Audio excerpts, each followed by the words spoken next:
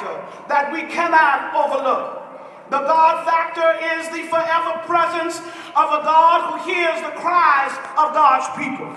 The God that is omnipotent, with all power, invincible, supreme, and unstoppable in God's love for God's people. The God who brought you out of the land of Egypt, crossed you over into the promised land of Israel. There is a God factor that is moving among us, that gives you the assurance of your faith, the substance of your hope, and the renewedness of your spirit. The same God that guided Moses and the people of Israel over the Red Sea is the same God that has brought you out here tonight, the God that answers prayer.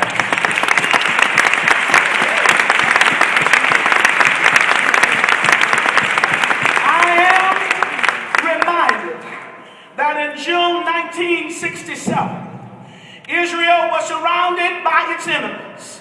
Syrian armies on one end, Egypt on another end, and Jordan on the other end. Surrounded by 500,000 troops. The fear of war and death all around as Israel prepared for what might come. But the God of your weary years heard your cry, and while you yet prayed, God answered your prayers.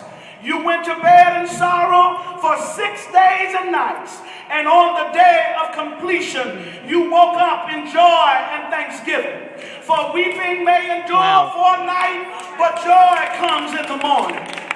Many brilliant military minds are still trying to figure out those 6 days.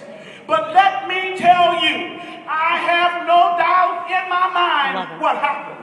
Who can understand the mighty hand of God? Who can put one foot on earth and the other in eternity all at the same time? Who dares to say what God's people and who God will favor? God mysteriously made a way for Israel then, just like God is making a way for Israel right now.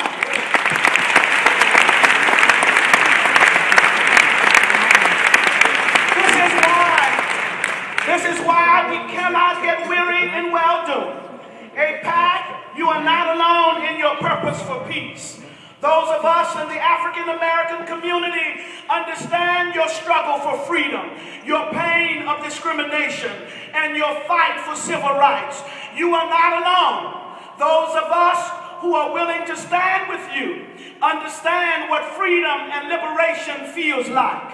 My sisters and brothers of Aipac, I am clear like never before on what God has called me to do for such a time as this.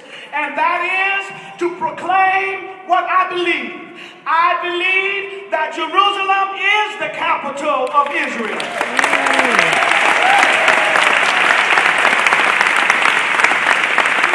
I believe that the embassy of the United States of America belongs in Jerusalem, where it's supposed to be. I believe that Israel is the Jewish state. I believe that Iran must not make nuclear weapons. I believe that sanctions must take place now, with not another meeting, not another summit, not another bill, not another waiting period, but now, before it's too late.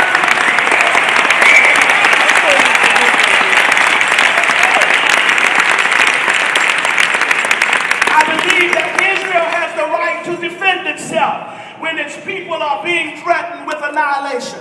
And I also believe that we all need a thriving Aipac to empower us to lift up our voices to Capitol Hill and the corridors of the White House.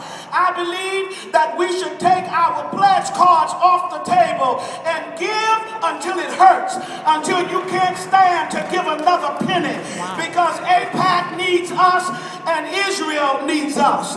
And if you believe what I believe, then stand with me, for we are not finished with the work that God has called us to do. Stand with me, as God's purpose for us is to work until the day is done. Stand with me until Washington hears our voice. Stand with me until Israel lives without fear, rejoices in their freedom, and sleeps in peace. God bless us.